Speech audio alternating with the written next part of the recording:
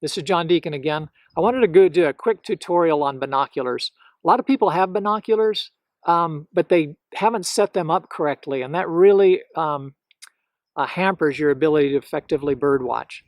You don't need to get a super expensive pair of binoculars. This is my standby pair that I keep in my car. They cost $150, but if you look around, you can find a good set of binoculars for $100 or less. As I mentioned before, you don't have to have them, but they sure help when you really want to bring those birds in close so you can see some of the details and some of the colors. So anyway, on the parts of the binoculars, the first thing is I see people misusing the eye caps. If you're going to look through your glasses when you're going to use your binoculars, you want to have the eye caps down, which is where those are. If you're going to have the binoculars right up against your eye, you want to have those eye caps raised. Okay? So eye caps raised for if you're going to have your eyes right up against the binoculars, and eye caps down if you're going to be looking through your glasses the way I do. The other thing is you need to set your binoculars up so that they're set up for your particular your vision. And the way you do that is if you look at this binocular, you can see that there's a difference in this side and this side. Okay, this side is actually, you can adjust for your vision in that eye.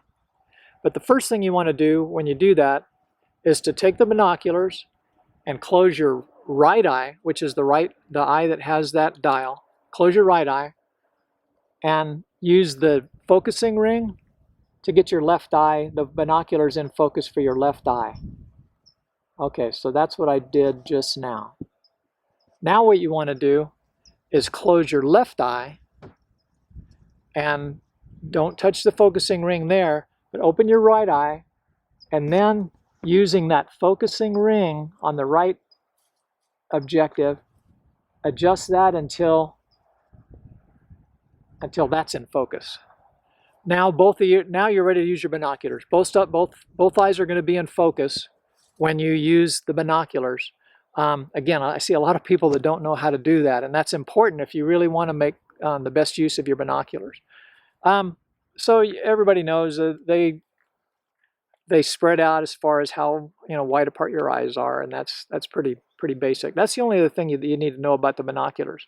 But one other tip I wanted to give you is, one of the things that I see beginners doing with binoculars is they'll see a tiny bird in the middle of a bush, and they'll try to throw the binoculars right up and swear they can see that little bird in that bush. And it's really hard to do, even for the most seasoned bird-watching professionals. When you throw your binoculars up, you tend to lose the spot that you're looking for. So what I like to tell people is, before you start looking for the bird, look for some feature that's going to be easy to find when you get ready to look for the bird. So if there's a big dead branch to the right of the bird, look for the dead branch and then slowly sweep back to where you can find the bird. And you can do that with posts on the ground, anything that really stands out. Find that first, and then slowly move over to where you want to find the bird, and you'll find that that's a way more effective way of finding your bird in your binoculars. So hopefully that's been helpful, and we'll get out and bird together sometime. Thanks.